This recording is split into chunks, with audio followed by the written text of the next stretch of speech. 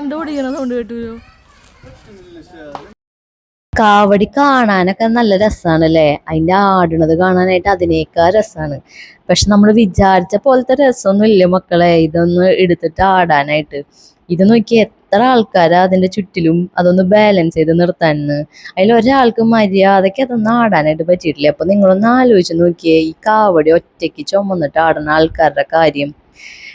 ഇവര് അത്ര ഇത് എക്സ്പീരിയൻസ്ഡ് ആയിട്ടുള്ള ആൾക്കാരൊന്നല്ല, എങ്കിൽ കൂടി ഒരാൾക്ക് മര്യാദയ്ക്ക് ബാലൻസ് ചെയ്ത് നിർത്താൻ പറ്റണ്ടേ സാധനം. അതുപോലും ഇവർക്ക് പറ്റണുണ്ടായിരുന്നില്ല കേട്ടോ.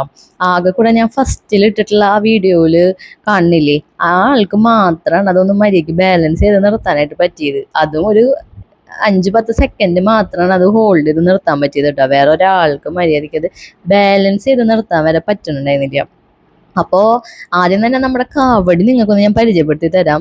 ഇതാണ് നമ്മുടെ ഇപ്രാവശ്യത്തെ അരിമ്പൂര് കാവടിക്ക് ഹൈലൈറ്റ് ചെയ്ത ഐറ്റം.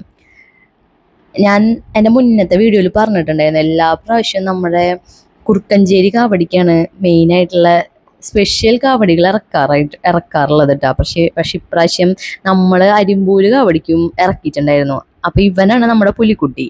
ഇത് നമ്മുടെ സ്വന്തം കാവടിയാണ് കേട്ടോ. നമ്മൾ കുറച്ച് പേര് കൂടിയിട്ട് ഉണ്ടാക്കിയിട്ടുണ്ടായിരുന്ന കാവടിയായിരുന്നു. നല്ല കാവടിയായിരുന്നു, നല്ല ഹൈറ്റ് ഒക്കെ ഉണ്ട്. ഇതിന്റെ മുകളിൽ ഒരു തലയും കൂടി വരുന്നുണ്ട്, അത് നമ്മൾ ഊരി വെച്ചേക്കാണ്. അതൊന്നും ഇല്ലാണ്ട് തന്നെ ഇവർക്ക് അത് ബാലൻസ് ചെയ്യാൻ പറ്റണില്ല, അതാണ് കാര്യം. അപ്പൊ നമ്മൾ ഒരു ദിവസം മുടക്ക് കിട്ടിയപ്പോൾ ഇതിനെ കൊണ്ട് സേഫായിട്ട് ഒരു സ്ഥലത്ത് എടുത്തു വെക്കാനായിട്ട് ശ്രമിച്ചുകൊണ്ടിരിക്കുക എല്ലാവരും കൂടിയിട്ട് കേട്ടോ. നമ്മുടെ ക്രാങ്ങളൊക്കെ കൂടിയിട്ട് എല്ലാവരും ഒരു പറമ്പിൽ കൊണ്ട് സെറ്റാക്കിയിട്ടുണ്ട്. അപ്പൊ ഇനി ഇതിന് നമുക്കൊരു ഷെഡ് അടിക്കണം. അപ്പൊ ഷെഡൊക്കെ ഉണ്ടാക്കുന്ന വീഡിയോ ഒക്കെ നമ്മൾ അടുത്തതായിട്ട് പോസ്റ്റ് ചെയ്യണതായിരിക്കും. അപ്പൊ അതുവരയ്ക്കും ബൈ.